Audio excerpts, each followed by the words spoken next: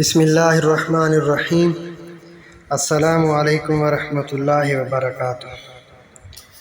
شروع اللہ کے نام سے جو تمام جہانوں کا پالنے والا ہے۔ اللہم صلی علی محمد وعلی آل محمد کما صلیت علی ابراہیم وعلی آل ابراہیم انک حمید مجید۔ اللہم بارک علی محمد وعلی آل محمد کما بارکت علی ابراہیم وعلی آل ابراہیم انک حمید مجید۔ میرے قابل احترام دوستو، آج ہم حضرت علی رضی اللہ تعالیٰ عنہ کا ایک واقعہ پڑھیں گے۔ ایک بازم کے اندر علی رضی اللہ تعالیٰ عنہ سے سوال ہوا، یا علی کون سے جانور بچے دیتے ہیں اور کون سے جانور انڈے دیتے ہیں؟ حضرت علی نے جواب دیا کہ جن کے کان اندر ہیں وہ انڈے دیتے ہیں اور جن کے کان باہر ہیں وہ بچے دیتے ہیں۔ وہ آدمی جواب سن کر بیٹھا تو ایک دوسرا آدمی کھڑا ہو گیا اور یہی سوال دہرایا، یا علی کون سے جانور بچے دیتے ہیں اور کون سے جانور انڈے دیتے ہیں؟ اب سائل بدلا تو علی رضی اللہ تعالیٰ عنہ نے بھی خیرات بدلی۔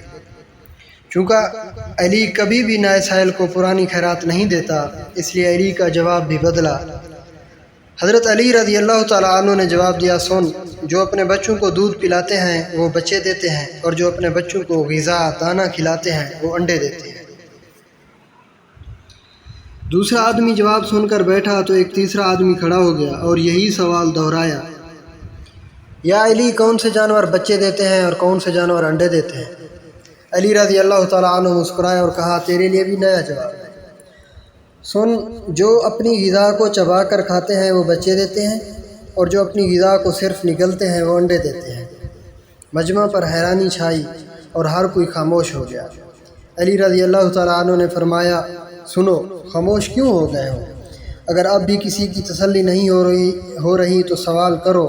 میں ابو طالب کا بیٹا علی تمہیں قیامت تک دعوت دیتا ہوں، تم یہی سوال دہراتے رہو، میں ہر دفعہ تمہیں نیا جواب دیتا رہوں گا۔ سبحان اللہ۔ یہ ہیں حضرت علی رضی اللہ تعالیٰ عنہ۔ اللہ پاک ہمیں ان کے غلاموں میں جگہ دے۔ میرے قابل احترام دوستو، اللہ آپ لوگوں کا حامی و ناصر ہو۔ مجھے دعاؤں میں یاد رکھنا، اور اگر ویڈیو پسند آئے تو سبسکرائب اور لائک ضرور کرنا۔ والسلام۔